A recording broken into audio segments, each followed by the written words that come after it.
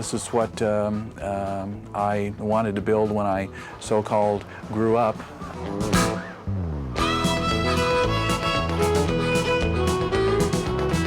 And this was a dream of mine as a kid. Rick's dream stretches from horizon to horizon, an entire world, from a bustling business district to peaceful neighborhoods, from fertile farmlands and active industry to a quiet country depot.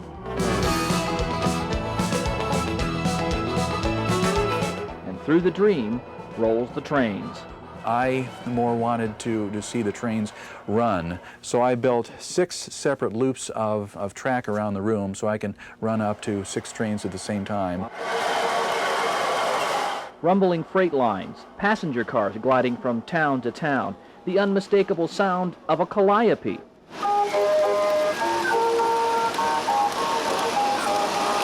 As a circus train carries a young boy's dreams through the dark passages of night and day, along mountain passes and over sprawling lakes, tunneling through the hills and valleys of a model railroader's imagination.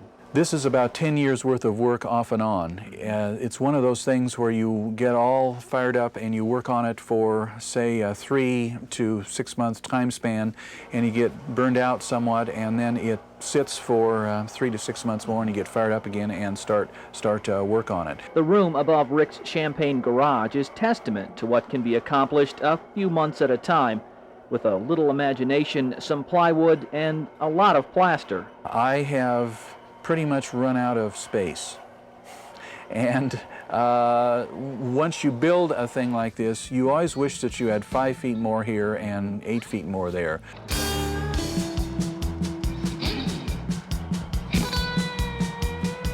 Rick says his O-gauge world is typical of a large layout.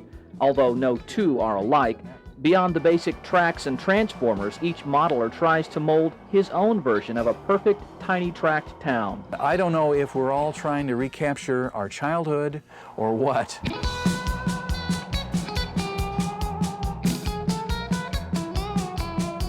Rick's view of life is decidedly rooted in memories of happy days, a vintage take with a 50s flair and a personal touch. Most of the businesses I have named after people in my family. There's a supermarket named after my brother, and there's a little diner over there named after my sister-in-law.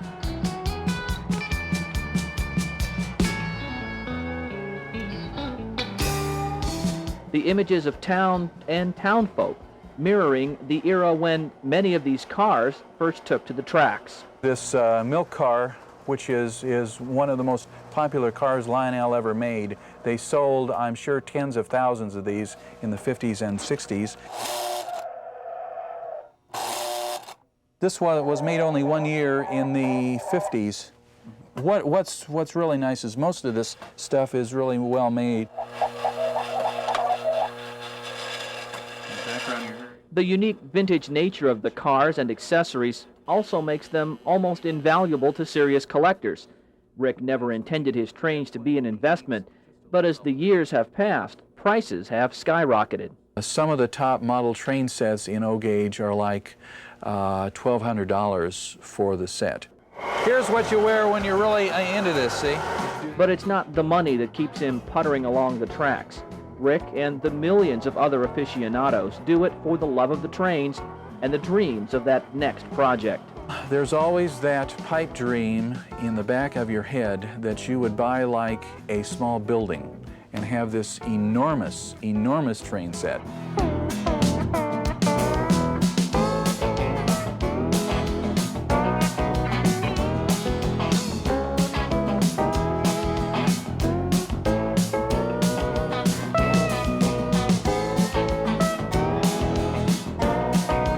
Until that day, Rick will keep the trains running in the Lilliputian world above his garage and keep alive a boyhood dream of always playing with trains.